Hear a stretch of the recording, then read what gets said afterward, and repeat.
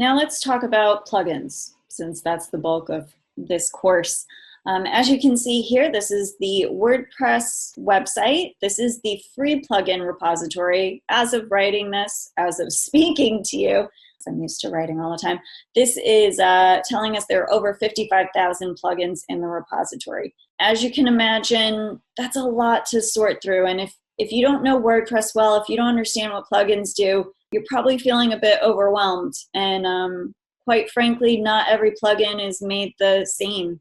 You want to use a plugin that's highly rated, well-trusted, and won't break your site, won't interfere with functionality, won't complicate things. You want it to improve the experience. You want it to speed things up. You want it to keep everyone secure, and that includes you as well as anyone who visits your website.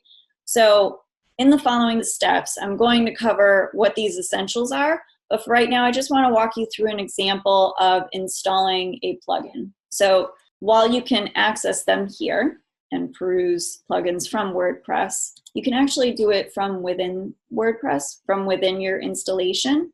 So I'm going to recommend you do that so that you don't have to install files and upload them to your server. Instead, you're here under plugins, go to add new, and then search for the plugin that you want to install. Or you can look here at the most commonly downloaded ones, but for the purposes of this, since WordFence is the first one I'm going to show you, do a search and you can find all the plugins here. You can also do a generic search for security, pop-up, contact form, whatever you're looking for, just type it in up here and WordPress will give you a bunch of options. As with a theme, you want to vet it, make sure that it's got a nearly 5-star rating. It comes from a trusted developer. WordFence is a leader in WordPress security, and that people actually enjoy using it and it makes their experience better, it makes their visitors' experience better. So once you've found a winning plugin, click Install Now, and this will just literally install the files on your server. It does not apply the plugin to your website,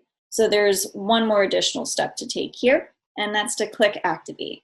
And then once your plugin is activated, you can go in and configure settings, if there are settings to configure, and get to work on optimizing your website for search.